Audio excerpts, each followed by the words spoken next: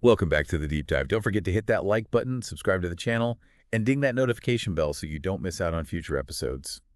Today we're diving into a topic that's super important, especially if you're a UPSC aspirant prepping for modern Indian history. Absolutely. But it's also a fascinating topic for anyone who, just wants to understand India's past a bit better.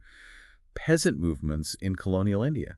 It's a pretty complex story, but we'll break it down for you. We'll guide you through all the important stuff. Exactly. We're going to make it both informative and engaging. Okay, let's get started.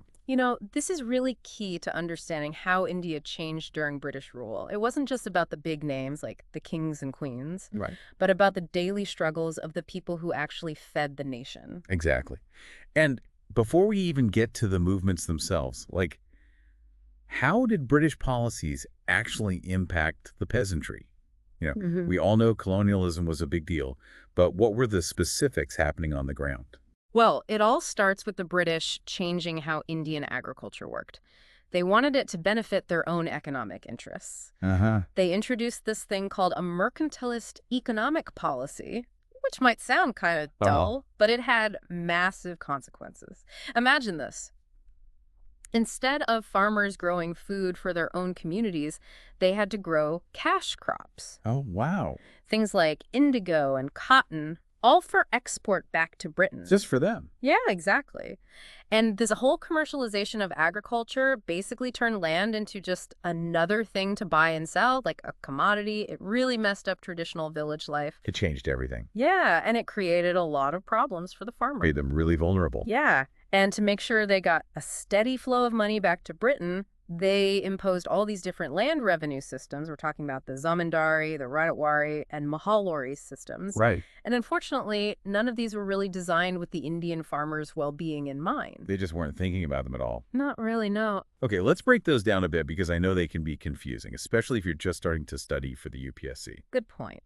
So imagine the zamindari system. You've got these landlords called zamindars, and they're like middlemen between the British and the actual farmers. Okay. They were supposed to collect taxes, but they often took advantage of the farmers. It took more than their share. Absolutely. High rents, unfair practices, the whole works. Then you've got the Raitwari system, where the British tried to deal directly with the cultivators. Cutting out the middleman. Right.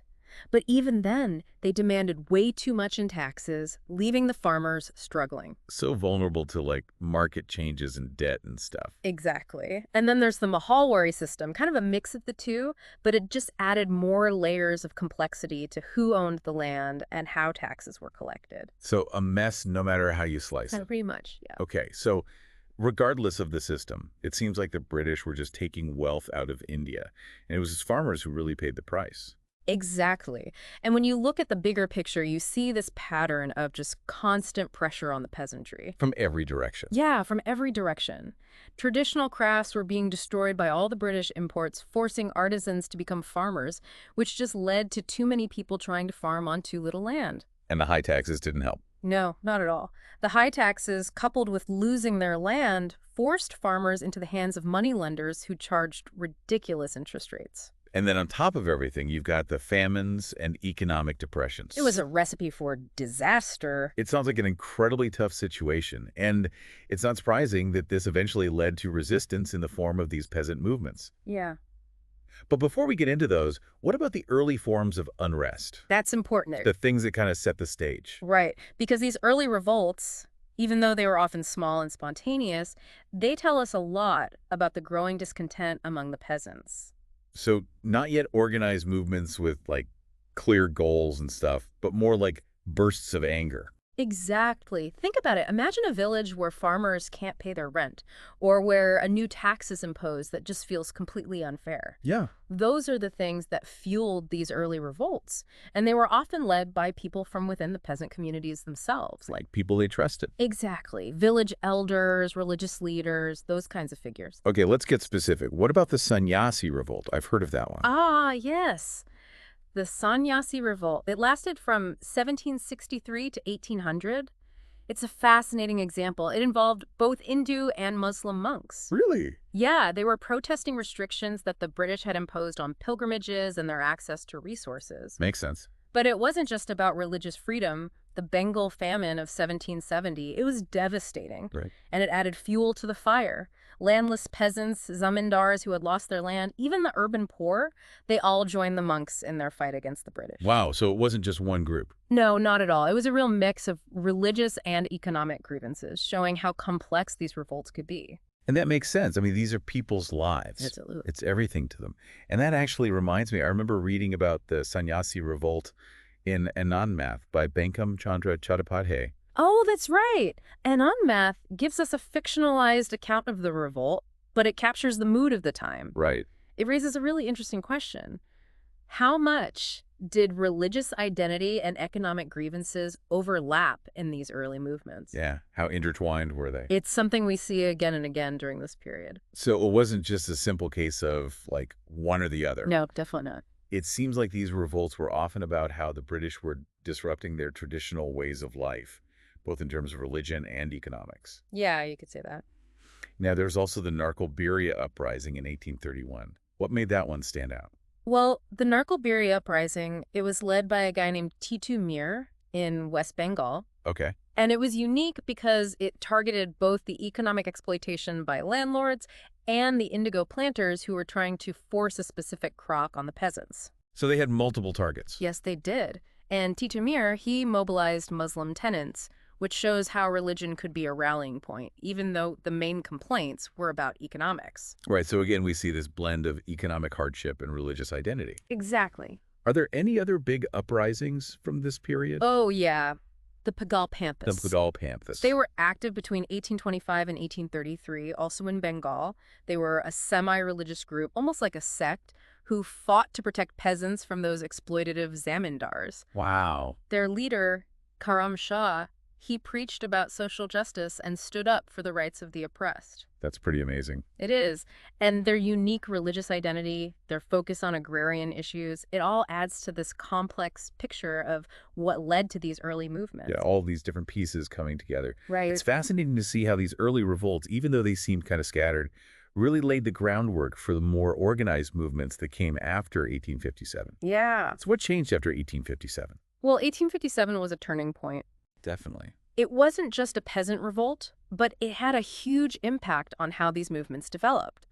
After 1857, we see more organized movements with clear goals. Things like reducing rent, opposing those exploitative practices by landlords and indigo planters, Right. and pushing for greater rights for tenants and sharecroppers. So they got more strategic.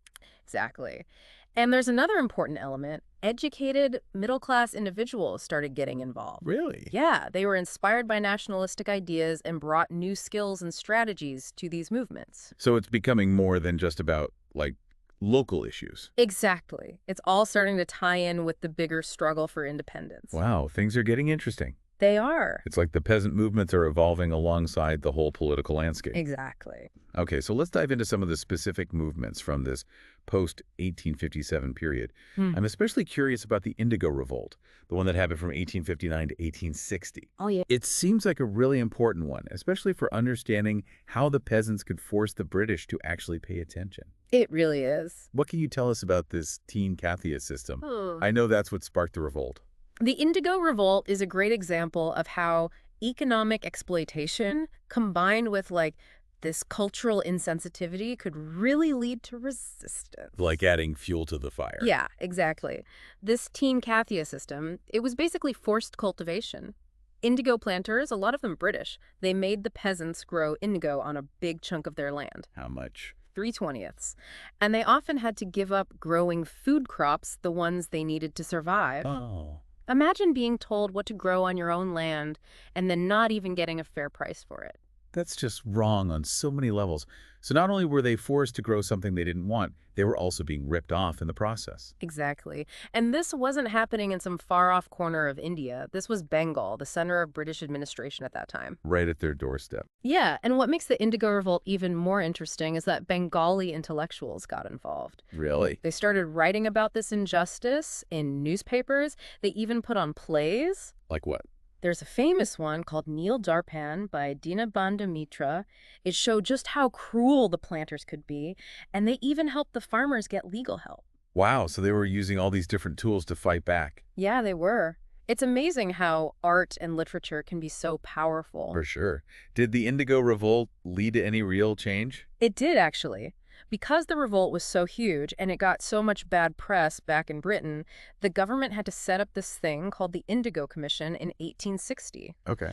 And that led to some reforms, things to limit what the planters could do and offer some protection to the farmers. So they actually got some results. They did. It was a real testament to what people can achieve when they work together. It showed the British that they couldn't just ignore the peasants anymore. That's powerful. Okay, let's shift gears a bit. Let's move from Bengal over to the Deccan region.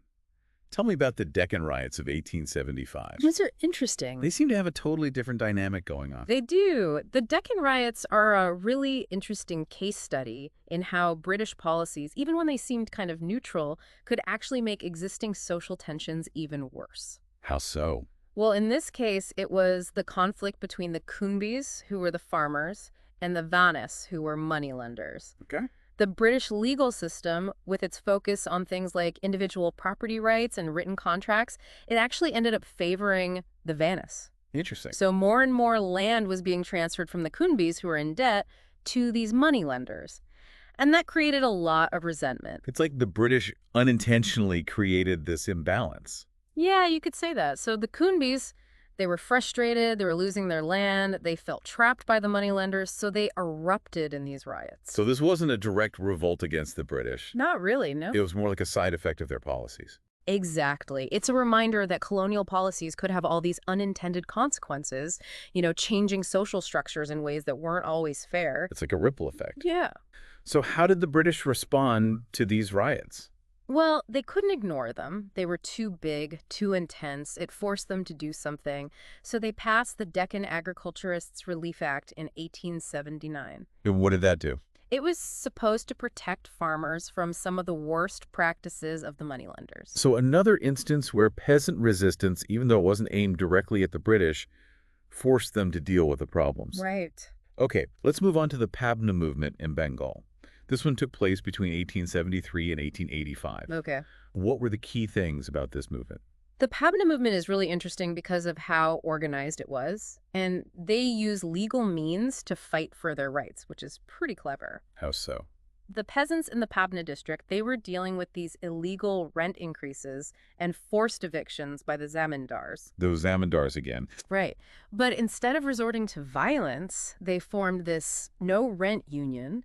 They pooled their money, hired lawyers, and took the zamindars to court. Wow. They basically used the British legal system against the British. That's pretty smart. Yeah, it was. And they held these huge meetings to raise awareness.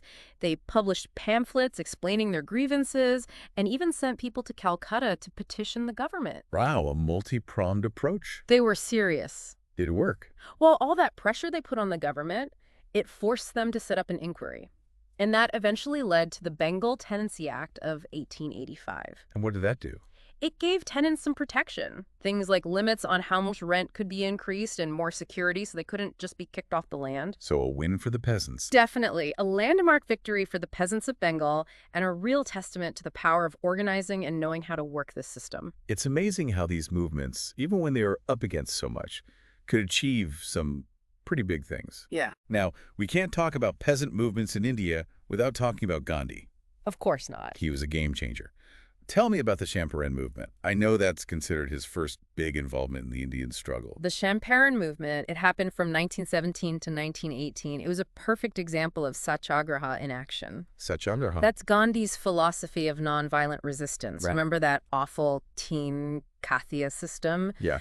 Well, in Champaran, Bihar, those indigo planters were still forcing farmers to grow indigo under that system. It was causing so much suffering. That's terrible. It was.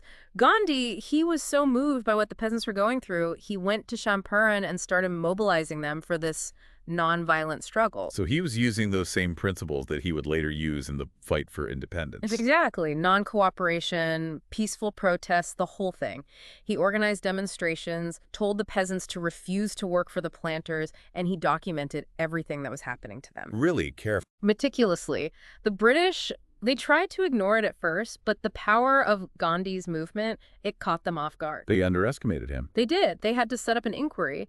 And eventually, because of the recommendations from that inquiry, the teen Kathia system in Champaran was abolished. That's a huge win, not just for the people in Champaran, but for Gandhi's whole philosophy. It showed that satyagraha could really work. Absolutely. It was a major victory. And he didn't stop there. Right? No, he didn't. He followed it up with another satyagraha, this time in Kedah, Gujarat.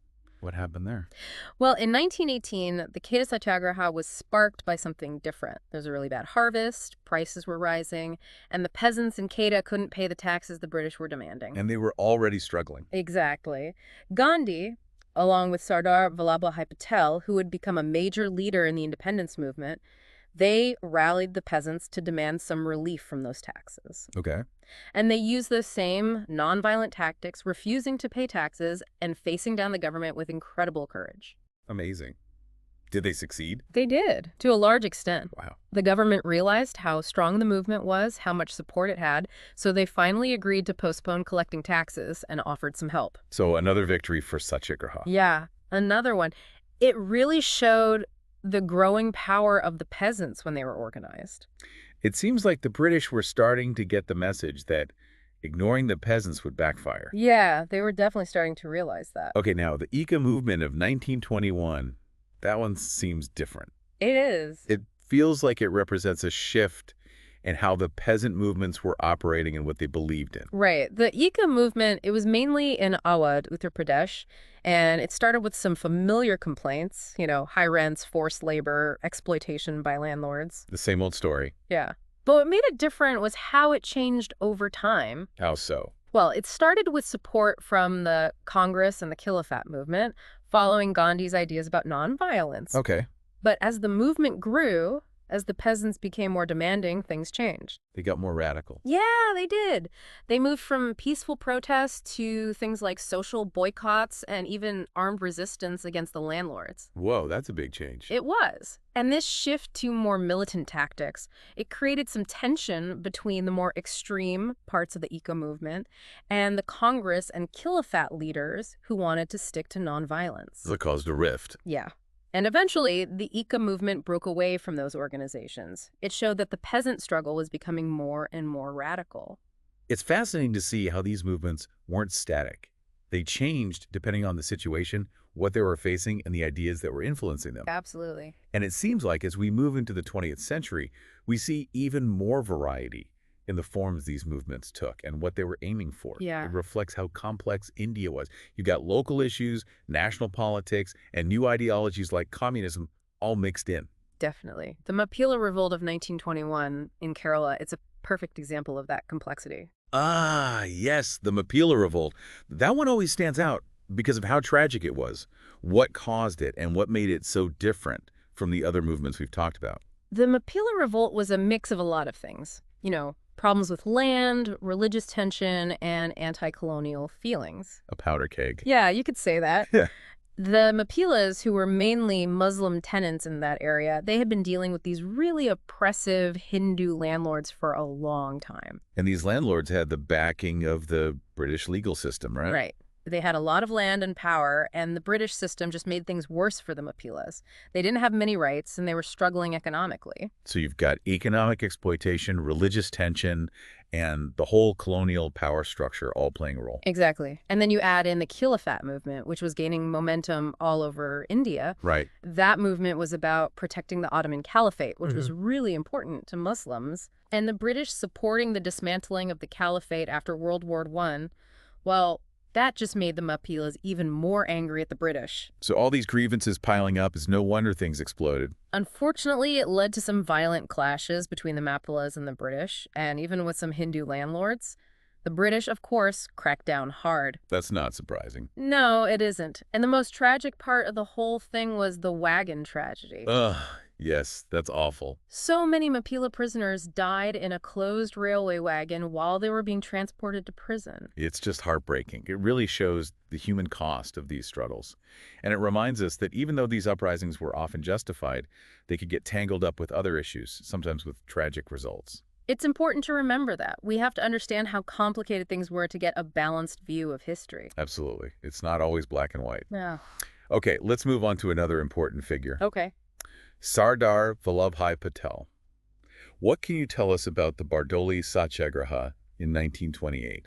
That one was a really impressive example of peasant unity and nonviolent resistance. It really put Patel on the map, right? It did. It solidified his reputation as a leader. The whole thing started because the Bombay presidency imposed this massive tax hike on the farmers in Bardoli.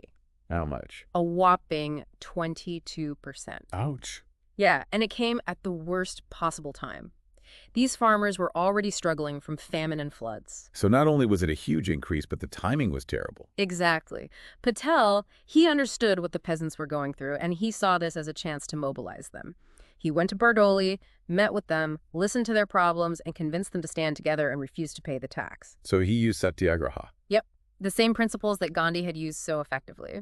But Patel's approach in Bardoli was even more strategic and organized. Really? He set up a whole network of volunteers to get the word out, raise money, and support the farmers. Wow. He planned everything carefully, made sure the farmers stayed disciplined and committed to nonviolence, even when the government came after them. Because they did, right? Oh, yeah. At first, they tried to brush the whole thing off, using intimidation and force. They arrested